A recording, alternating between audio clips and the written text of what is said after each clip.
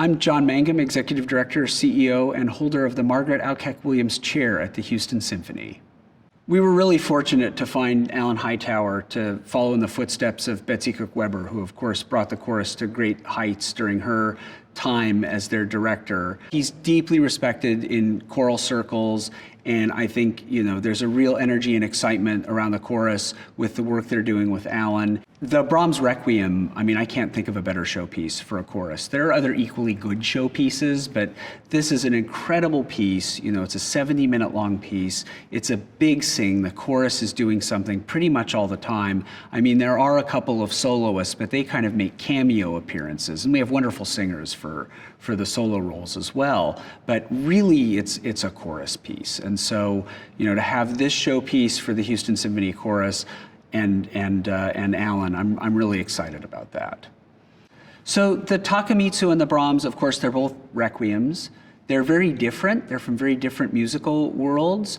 So Takemitsu wrote this piece in the middle of the 20th century. It was a memorial to his composition teacher, Fumio Hayasaka, and a fellow composer, an older composer, a kind of mentor of his.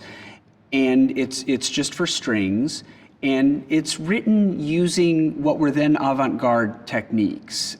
But what's interesting about it is they're very directly communicative, the way that he employs the techniques. So rather than something that kind of creates distance between the listener and the piece, the way that when you hear avant-garde techniques, you say, oh, I'm not going to get that, and I'll just endure it, and then I get to hear the Brahms. It's actually a very emotionally direct and powerful piece, yet it's musically incredibly sophisticated. The Brahms Requiem is, for me, a very unique piece. When you think of requiems, you're typically thinking of settings of the Latin Requiem Mass. And those are pieces that are, because of the nature of that text, very much about the dead and the ritual around the dead and the rites of the dead and all of that. The Brahms Requiem is a completely different thing. It's about comfort for the living who are there after that traumatic event of somebody's passing has happened. And Brahms was very thoughtful about this. He was reacting to the death of his mother, but also to the death of his close friend and mentor, Robert Schumann. So these two things kind of formed the basis of him wanting to compose this piece. And he was composing it as an act of comfort for himself, and therefore it becomes an act of comfort for the listener. So it is not, this kind of biblical blood and thunder dies irae sort of stuff that you get in some of these other requiems, which is absolutely thrilling.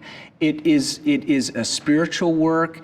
It is an ecumenical work. So Brahms was very careful. He selected the text for the Requiem from Martin Luther's translation of the Bible, and he was very careful to remove specific references to Christianity from the text. So it's a requiem for all people. He once described it as a human requiem. It has the title A German Requiem, but he described it as a human requiem. It's really it's really about people and comfort and spirituality, and it's an incredibly powerful work, and it's a beautiful work. It's one of Brahms's great masterpieces, and I'm very excited that the orchestra is going to get to do it again. I think it's been several years since we've performed it, so to bring it back into the repertoire for the orchestra and the chorus, it should be a wonderful week.